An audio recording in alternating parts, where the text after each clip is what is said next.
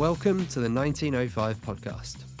Joe and I have been going to Stamford Bridge for over 30 years. For the past 3 years, we've been exchanging voice notes on everything from the highs in Porto to the lows of Potter. Each week, this podcast will take you inside our unfiltered thoughts on all things Chelsea, sharing our view from Gate 13 of the Matthew Harding stand. Let's hit the notes. So Chelsea, back in action.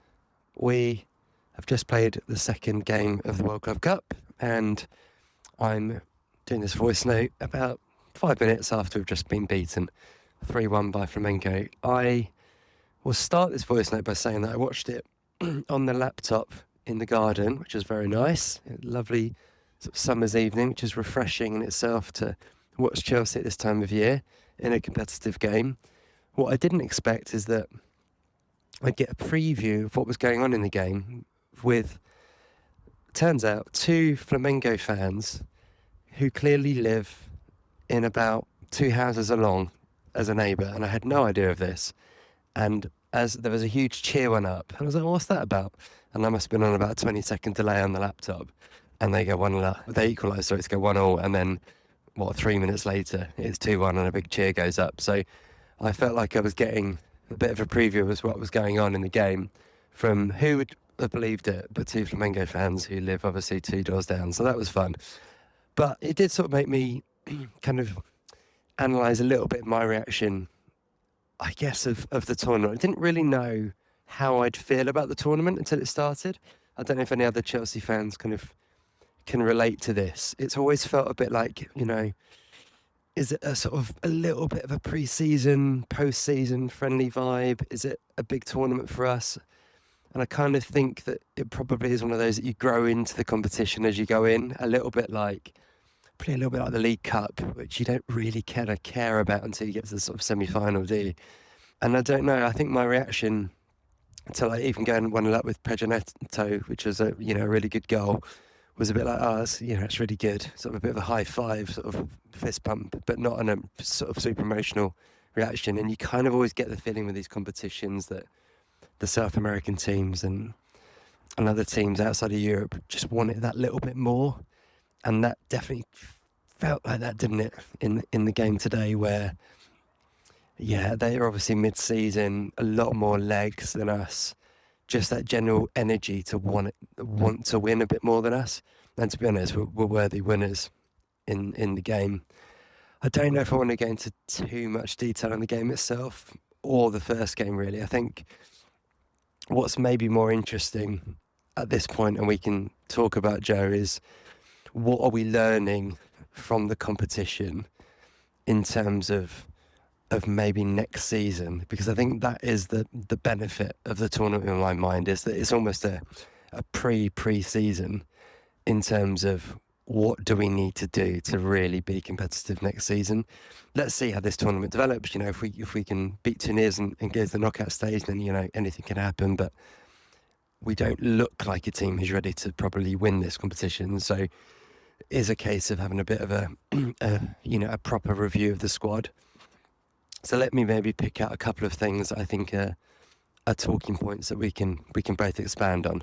So I'll pick out a couple. One is a man that you've talked about a little bit on the pod. You certainly did in the last episode and throughout the kind of latter stages of last season. Malo Gusto is a problem in this system, isn't he?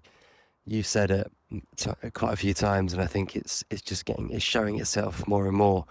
He was poor, I thought, when he came on in the first game at half time, and we got away with it really in that game. We didn't get away with it today, and I thought he was poor on both of the first 2 goals. The first goal, we did that ridiculous offside chat that we do, and he's the one sort of shown wanting, but again, quite a few of them were, but again, it's down his side that the goal comes. And then on the second goal, it's him who gets beaten in the header just so easily. He did that sort of thing that when you are really poor defensively, you do, which is you pretend to go up for the header from the corner, but you don't really want to win it. And it was just so easy for them. And I think the problem with Gusto is defensively he's always been a little bit suspect, but he had the advantage of being very, very good as a attacking fullback, but we don't play with attacking fullbacks in the kind of nature of that what you want him to do, unless you're Cucurella who gets in the box, which he didn't do. So I think you kind of he's a problem. I'll leave it there and I'll let you add to that, Joe. Oh, you got to talk about him, haven't you? Nicholas Jackson. I think he in the first game. Actually, I thought he was very, very good for certainly the first half. He did brilliantly for the goal, for Neto's goal. Shout out for Neto, by the way. I think it's very encouraging the way he's played in the tournament so far for next season. You look at him and you just wanted more goals, didn't you? But let's not talk too much about him right now. I think the man is Jackson. I thought he was very good in the first sort of half of that game, and almost what he did well, you then saw what Delap did, I think, in both of his appearances so far, and just was very exciting and just gave us almost, I don't know if anyone else had the same feeling, but it was like, oh yeah, that's what it really looks like when you've got a proper centre forward, a proper number 9 playing again. It kind of gave me, Diego Costa vibes, and were just very, very encouraging. And then he comes on at 1-1 and you're thinking, right, this is your chance now. We really need something, we need a big performance here. And wow, just let everyone down again, didn't he? What is this?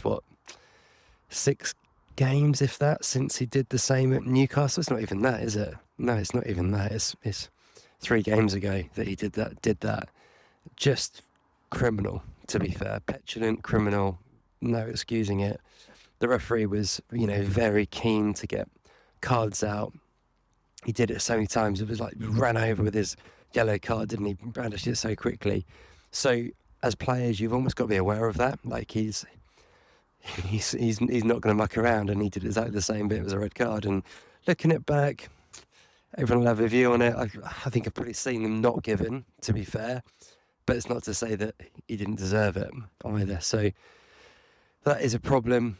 And then a final point I think I'll chuck in on this note is that when you look at what we probably need next season, it comes back to the stuff we've said, so nothing surprising really, which is it still feels like we lack something at the back, that real kind of dominant centre-back or goalkeeper. And I'd take either. I'd probably want both, but if I'm being greedy, then that would be what I'd say. If I wanted to just pick one, I still think that you look at it and go that you want a goalkeeper. We were all pretty excited when we were linked to Mike Mannion, thinking, an experienced goalkeeper to come in and just show a bit of authority at the back. Not so much saying that anything was massively Sanchez's fault, but he did do 3 or 4 of those kind of classic Rob Sanchez moments with poor kicks and just gives you that feeling of not feeling comfortable at the back, and sort of sets a tone, doesn't it? But I think that issue, that area hasn't changed. And I think as you get into more competitive games, which, Flamengo are a really good side, really well-managed side, really on a very, very good form. We're going to have a lot of that in the Champions League, obviously, next season.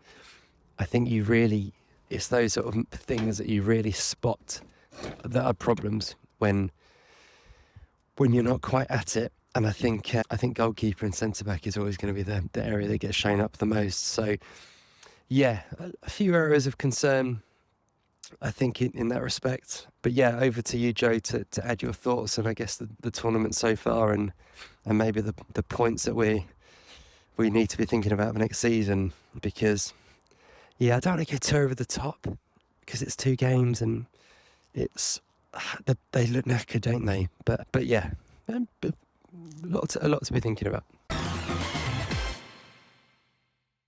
Hello and welcome from sunny Wales. Thank you for your voice note, Chris. Yeah, really interesting to hear your thoughts on certain things, i.e. the Club World Cup and certain players and some mistakes of players that are continuing to happen, i.e. Jackson. Let's start at the back and then just work forward, I think. You're right, and I've been talking about Gusto for quite a while, on pod and off pod to you. He's not a player that fits this system at all. He looks uncomfortable. He looks disinterested.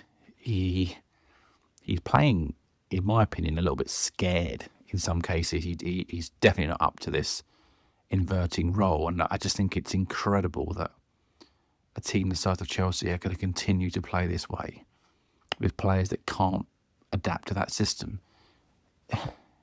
Maresca seems to like him a lot, which I just find staggering because, i.e. Ben Chilwell, he said he couldn't play in his system.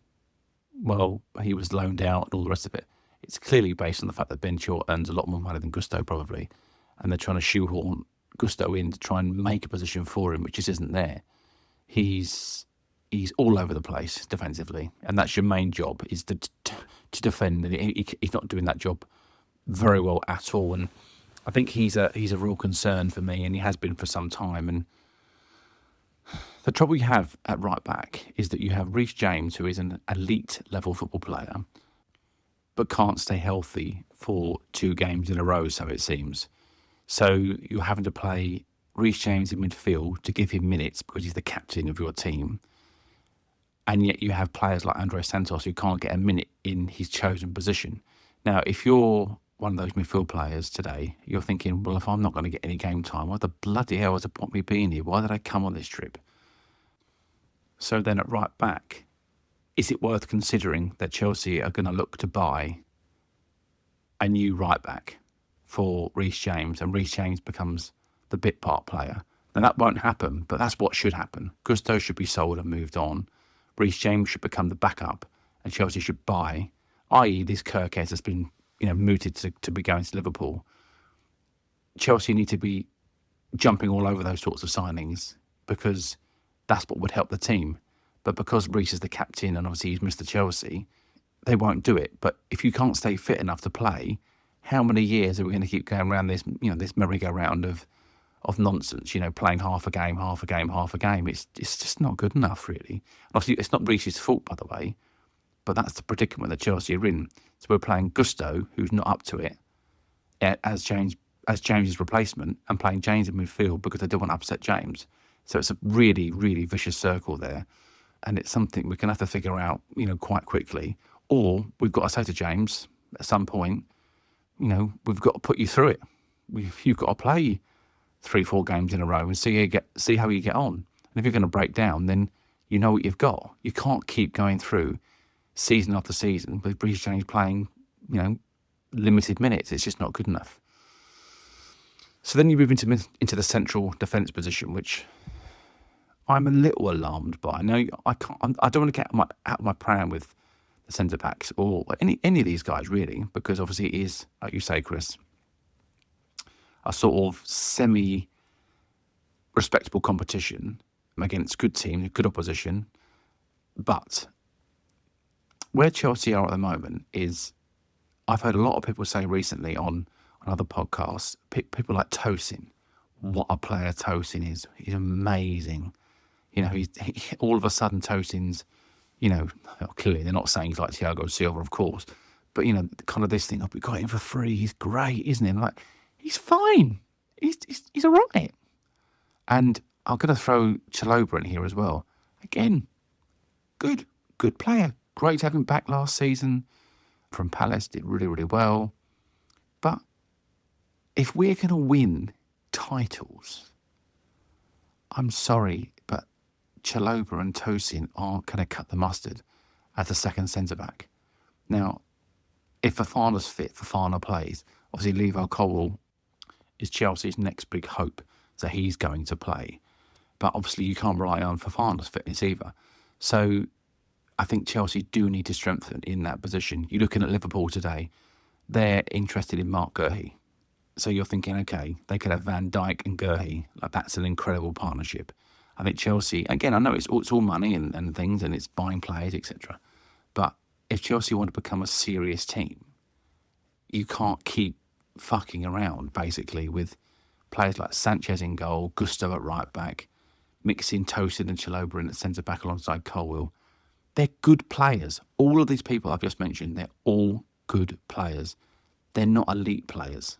And I think by now you would start to see those signs. If they're going to turn into elite football players, you'd have seen glimpses of it already. but they're just middle of the road. They're decent footballers who, if we're being honest, if they went and played for a different team like Everton or Fulham or, dare I say it, Crystal Palace, where Chalobah had his loan, they'd be fine. And again, they have good careers.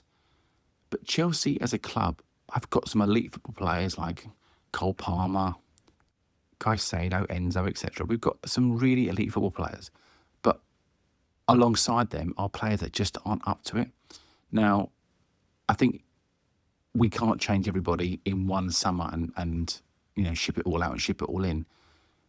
But I think there are transfers out there that are quite clever and smart transfers that we could do. And i.e. the Mark Gurhey one, the Kirkes one. If you get in early enough on these deals, you could probably have them wrapped up quite soon.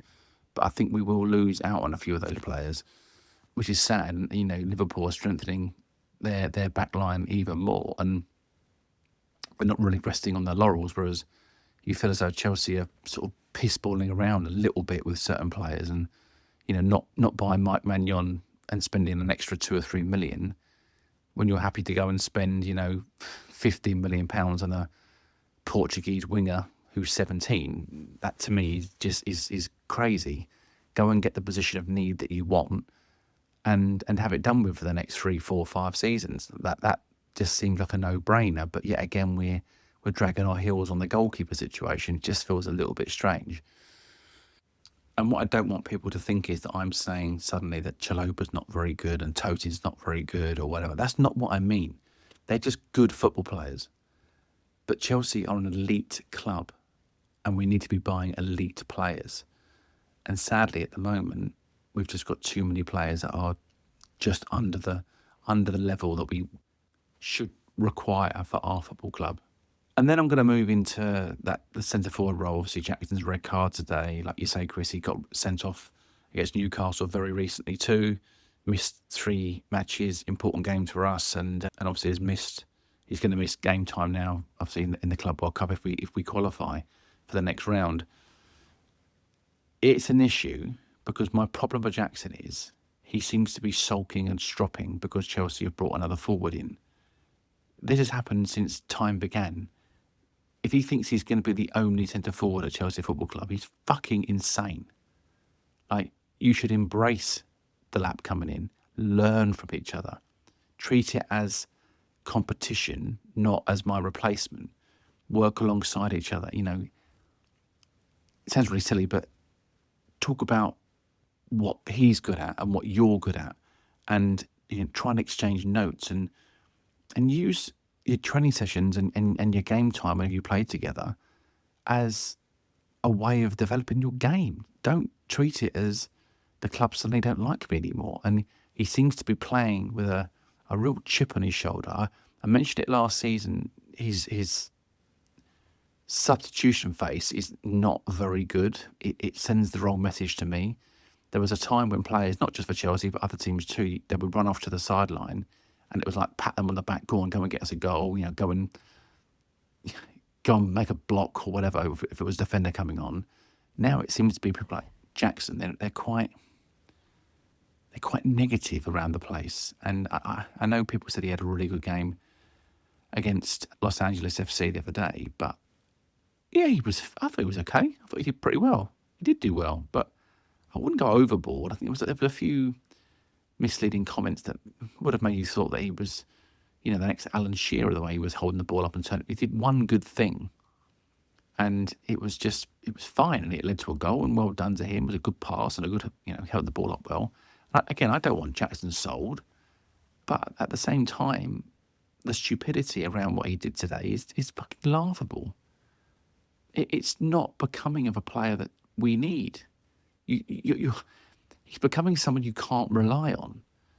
And Chelsea then obviously had it up, they're up against it when they've now got no centre forward on the field, and we're having to rely on Cole Palmer, who looks exhausted, to try and win us a game of football that we never looked like winning after Flamengo went in front. And I think what's worrying is that my concern with Palmer and a few other players is that, Caicedo's another one, is that we're going to burn these players out going into next season. And obviously there's been a few reports of teams already kind of licking their chops at the fact that Chelsea and Man City are in this competition because they're getting no rest.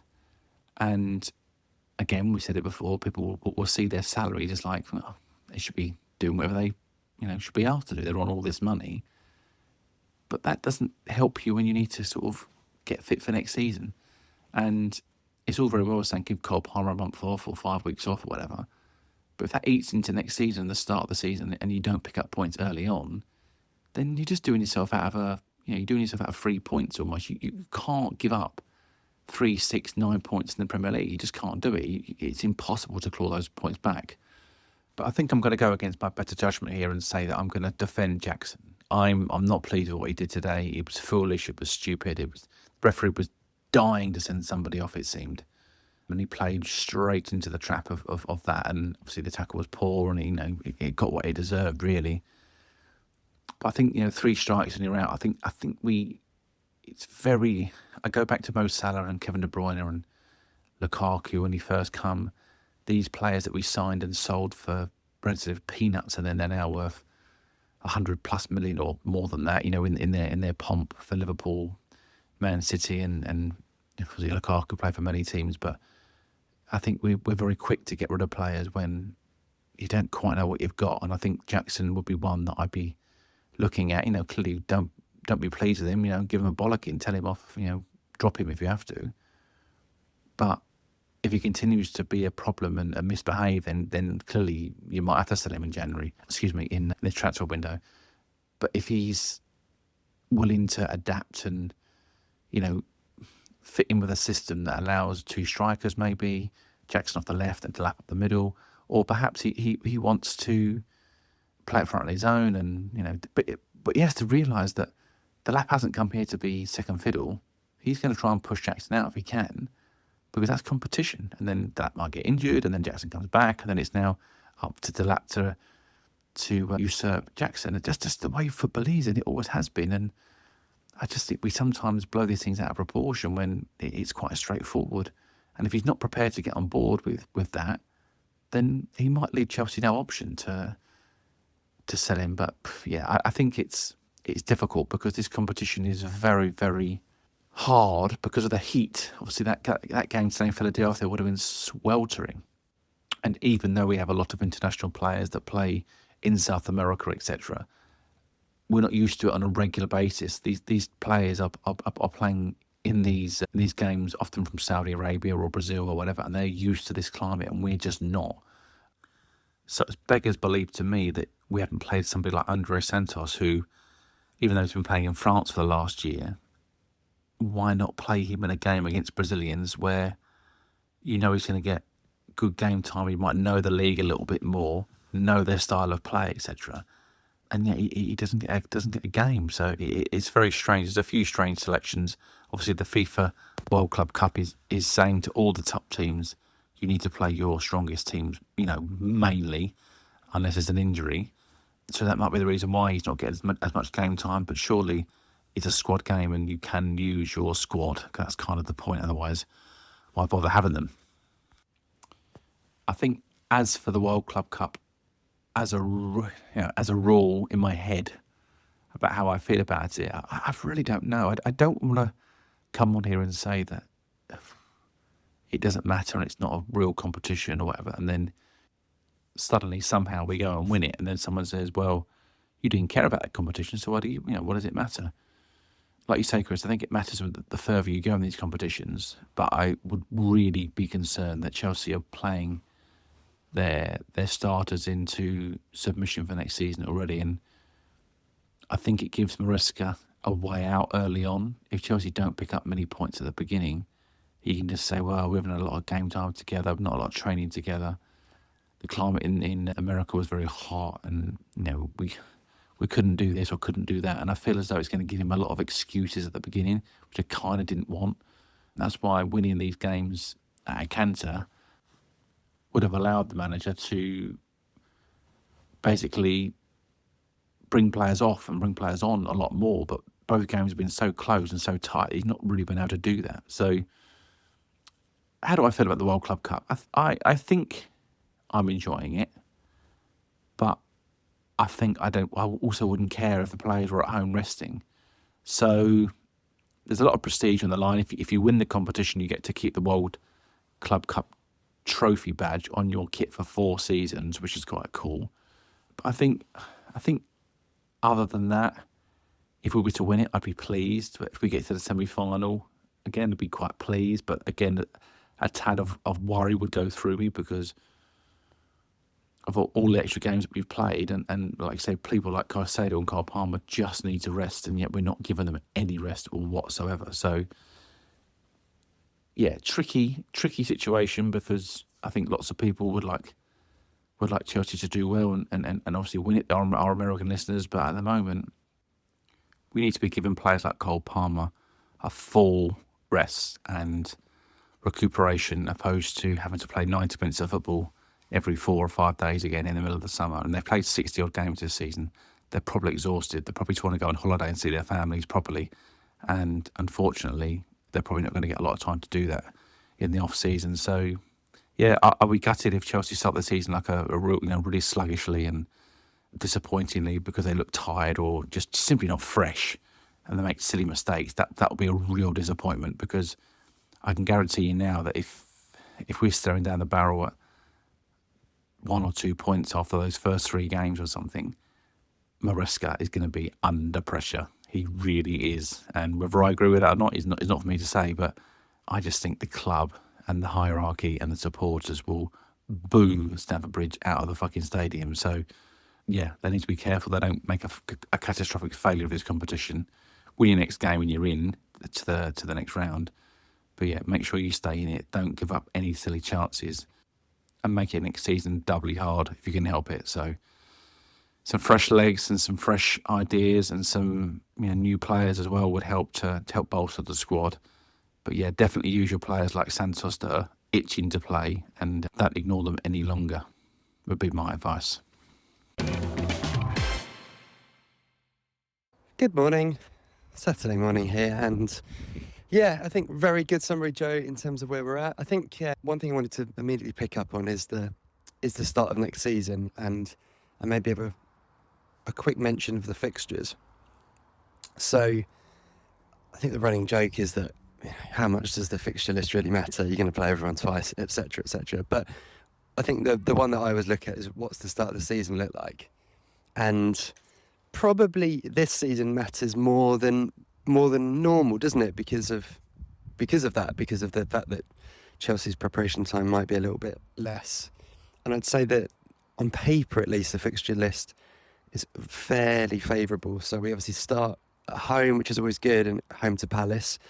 That was a nightmare, wasn't it, really, starting with Man City last year when we were kind of coming off of a not great pre-season. But Palace at home gives you a good chance, you'd think on paper, to start the season well.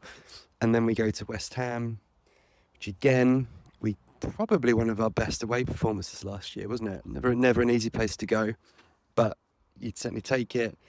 Home to Fulham, kind of needing revenge on the basis of what happened there last season, obviously, when they did us on Boxing Day. And then away at Brentford, again, not an easy game, not the happiest of hunting grounds for Chelsea, but again, a game that you go into as a strong favourite. So you look at that as the first 4 fixtures, they're really not bad. And if you're looking at wanting to get, 9 to 10 points from that to start the season, we'd all be very, very happy. And you've got, I should have said, between that Fulham and Brentford game, you have the first international break of the season as well. So yeah, and on that front, it's not too bad. Looking at some of the fallout on social media today, and it's the usual stuff. Jackson, of course, has to be sold. He's done a little apology on Instagram, but that's the general Instagram fallout, and a lot of panic about the lack of action for Andre Santos, which I think, I get everyone's disappointed. I think probably out of any player in the squad, Santos was the one that we're all most looking forward to playing in this tournament, wasn't it? So kind of a shame that not to see him get a run out yet. But circumstance, right? Like, I think if the game had been going differently yesterday, it's very likely he would have come off the bench.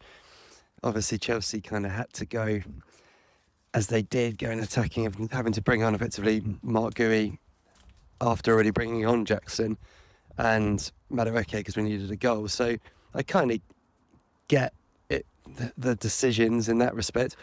The one you'd argue, I think, which is the other sort of big conversation on social is what you just said, Joe, which is about Reece James playing in centre midfield, and it's a very different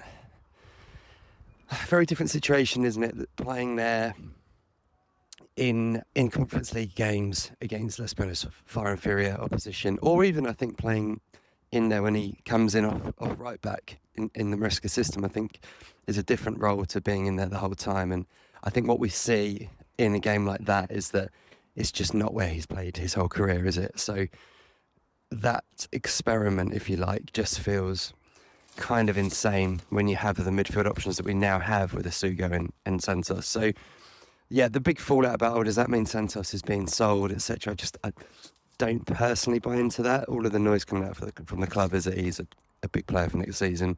I think it's circumstance, unfortunately, in the 2 games so far. But there's every chance he'll play in the 3rd game. So yes, in terms of that game, for those who haven't seen, Chelsea need a draw because Chinese beat Miami they beat LA in their 2nd game, which means that a draw will send Chelsea through. And most likely, if we do get through, that we'll probably be playing Bayern Munich, who have looked like one of the best teams in the competition. So yeah, could be an early break from us for the season. But do you know what? I think it's actually a great opposition for us to be playing against. If we get to that point where you're playing against one of the best teams in Europe, exactly the type of side that we'll be facing in the Champions League next year, and I think probably a really good chance to see where we're at as a squad. How good are we when it comes down to that? So yeah, that'll be interesting, really interesting. I think if we get that one, and a proper game to look forward to. And it kind of is a little bit a no-lose situation in some respects, because if you do lose to Bayern, as long as you're not disgraced, then no one's going to be, too gutted. And obviously you then have a decent sort of break then before the season starts and the proper pre-season begins, which I think will do us good. The other thing, actually, which is worth a mention, is the players will get at least 3 weeks off, as we know, because that's the sort of standard that they have to be given. They might get a little bit longer, actually, if we do go out a little bit earlier. And then we have confirmation that the club will not be obviously doing an international tour in pre-season. So we're going to have a couple of games at Stamford Bridge just before the season starts, which is great. And the funny thing is it could actually end up in our favour. Whereas you'd imagine teams like Liverpool, Arsenal, Spurs will be doing the usual kind of international tours in July, Chelsea will be preparing back in London. So in a weird way, maybe this initial kind of jet lag experience we're having now will kind of help us by not doing that before the season proper. So it could work out the other way for Chelsea and Man City. I think only time will tell, really. And it'll probably come down to sort of circumstances as well in terms of when the teams go out of the competition. But we'll see. I feel like we've been a little bit down, aren't we, on the World Club Cup today? Because we're kind of like willing ourselves out of it, which is a bit strange. And I don't think that's really the case. I think it's just maybe an element of realism and an element of maybe, as I sort of mentioned in my note, like that feeling of, it does feel a bit like we don't care as much as I maybe had thought I would, which I don't know. It's just an interesting viewpoint, really. I don't know what people think. Be interested to hear actually from listeners. To get in touch via our Instagram or email hello@1905podcast.com to see what you think. But yeah, the general sentiment I'm getting is that it's sort of feels more about prep for next season. And for those who haven't seen, actually, Maresca came out after the game last night and said that the reason Palmer played on the right was we wanted to experiment with some new ideas for next season, which was obviously that we went 4-3-3 rather than the usual 4-2-3-1 with a proper number 10.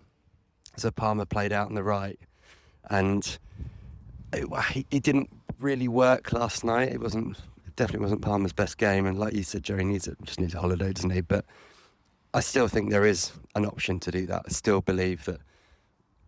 But we've seen how good Palmer is on the right. Like, we've seen it. He was unbelievable under Pochettino there. So I still think it's an option that we should not rule out. But yeah, it was interesting, I think, more than anything, the fact that even in this competition, Maresca is effectively experimenting for next season. So maybe gives you an insight into his sort of view on the competition as well. I will leave it there and hand back over to you, Joe. But yeah, lots to get our teeth stuck into. I think the big thing after this competition, wherever it ends in the next week or so for Chelsea, is what do we do in the transfer window? And nothing's changed, has it, really, for where we finished last season? That we really know what we need.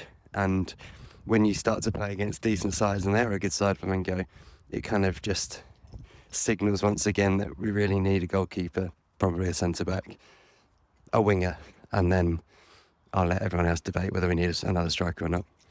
Over to you. What an incredible couple of days it's been. The weekend has been so good. Started yesterday for me on Friday, golfing, and golfing again today. Yeah, it's been wonderful. It's been way into the 30s and above and beyond. So yeah, very much enjoyed my time in Wales. Had a good session with my friends and to get away and spend time with some people that I've not seen for a long time. So yeah, a shame the Chelsea game kind of came in between that. But we also managed to watch the British and Irish Lions a little bit on another TV. So I was keeping an eye on that too. But unfortunately both teams lost. I think the Club World Cup is very difficult, isn't it? Because you don't know anymore whether these teams are actually taking it seriously or not. It makes it hard as a fan to get behind. If you knew, for example, that a couple of players did a few little interviews before the tournament to say, no, we're in for this. We want to do it. We'd like to bring the trophy home.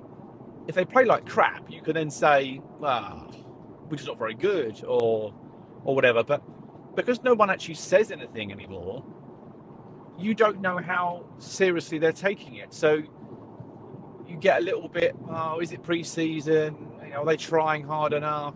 All that sort of conversation is had. And I suppose for me, I mean, you're quite right, Chris. If we do manage to get a draw or a victory against Tunis, and we do manage to play Bayern Munich in the next round, it's a massive barometer for where we are. Now, if we get beat 4-0, there'll be those that say, Chelsea won't really try and they don't really care. And there'll be those that will say that Chelsea are complete shit and we're nowhere near the level of Bayern Munich or anyone else in the Champions League. And I don't think either statement is true. I think that Chelsea will have a good run at the Champions League next year. I think we'll surprise a few teams. I think Chelsea of old, particularly, are good once they get into the latter stages of these tournaments. They cause everybody a threat. Nobody used to wanting to play against us, particularly from, if you have the Barcelonas of this world. They didn't want to draw us. We were awkward to play against. I'm not saying we're that team now, but there's still an element of name value towards Chelsea, and I don't think teams will want to play us, particularly at Stamford Bridge. It's a tight old pitch and a tight old ground, and I still think we hold some name value.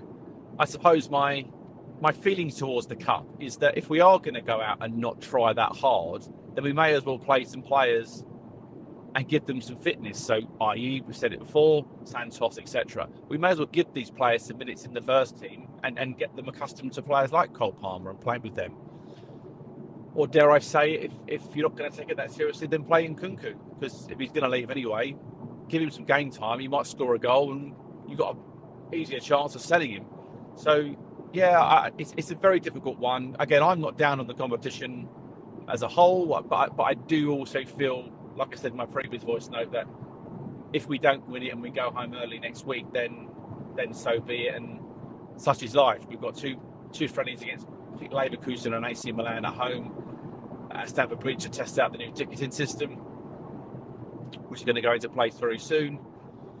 So there's still lots to happen. if we manage to beat Tunis, play Bayern Munich, win or lose, we've still got 2 friendlies leading into the season anyway, and the players will have a break for sure. But like I say, the transfers that need to happen still need to happen, and I just hope that we do things quicker. There was an element of getting the Delap deal done that made me think, Chelsea are on this. They realised their mistakes of the last couple of seasons, leaving everything to the last minute, getting to the transfer window deadline day, and these deals never really happening and being priced out of the market. So when Delap happened almost 2 or 3 days after the window opened, I was like, oh, okay. And then Mike Maignan was linked, and you're thinking, oh, this is serious. We said I'm going to get him as well. They look like really keen to get their business done, and now it's all gone a little bit quiet again. And Chelsea are linked to so many players. I just don't know what to believe anymore. We're linked to everybody.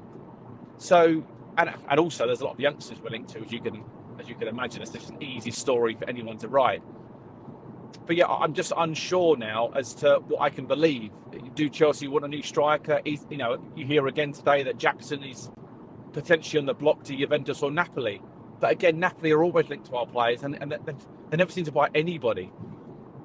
And then you've got Noni being linked to Arsenal, etc. I really don't know what to believe. And until you see them in a blue shirt with the pictures being taken, it's very hard to know what's going to happen. But like we said a million times before, there are definitely some areas that we need to improve. Our squad audit, if you like, was basing things on the fact that we wanted maybe Petrovic to start, and it wasn't going to be Petrovic. It might have been Penders, and that was maybe a bit of a long shot. But now you're seeing no game time for Penders, Sanchez and Jorgensen playing again, no sign of a new goalkeeper, but also Petrovic being out there as outwardly wanted to be sold. So my thoughts on a goalkeeper now have changed sort of full circle. I think we do need a goalkeeper now. If Petrovic isn't going to be the guy, then we need to find somebody who is. So, maybe the goalkeeper thing isn't off the table. Again, we've mentioned a fullback, we've mentioned a winger, we've mentioned possibly another centre forward. And if Jackson goes, I would almost certainly say we need a centre forward. But that would make life a lot easier, particularly on the PSR front, because if Jackson was sold for, I would suggest, somewhere between 55 and 60 million, that basically gives you your money to go and buy a Sesko, an Ekatike, or someone completely random you've never heard of. But it will give us an option. But I think we need to be careful with Jackson. I think, like you say, Chris, social media is a cesspit of doom. And you'd think on there that nobody that's writing these mean and miserable tweets and stuff has never made a mistake in their life. And that's what scares me, is that these idiots are out there and they spread a lot of basically bad press and negativity around the club, which is just really not. It shouldn't really be a thing. Chelsea finished 4th last season. They won a trophy. Everything's not rosy in the garden. There are things we need to improve on. I understand that, and there are those fans like us who want to improve the team and whatever. But like I said, we're not going to do it in one transfer window and it'll be done. So, but we can still improve, and we can still make the team better, and we can still make life easy for ourselves next season. Because I still think Villa will be strong. I think Newcastle will be strong. I think Man United will come back stronger. They've had some good signings. And obviously your staple ones, Arsenal, Liverpool, Man City, are also going to be strong. And like Nottingham Forest this year, who's to say that there's not a Leicester-style team that come up and cause a few issues? It could be anybody. Fulham, Everton. You just don't know. People get their signings done early and quickly, and they get a run together. Then, like Nottingham Forest last year, they become a real problem. So there could be 7, 8 or 9 teams competing for 4 positions next year. And I just want Chelsea to be out there ahead of the curve and not doing this year where we had to kind of constantly win 5 or 6 games in a row to make sure you got there, because I think that's a real tough ask to do that every single season. And my goal is not for Chelsea to finish in the top 4. I want Chelsea to finish in the top. Obviously, I'd like to finish first, but if that's a bit of a stretch, you want them to finish comfortably 2nd or 3rd and have a really good cup run and actually be in some of these games, beat Liverpool, beat Arsenal, beat Man City, win some big games and put yourself out there as a big team again. So yeah, a lot to cover in the next few weeks, but yeah, not a great result yesterday, but let's hope we get the win against Tunis later next week, and the feeling around the club will be a bit different again. So yeah, onwards and upwards.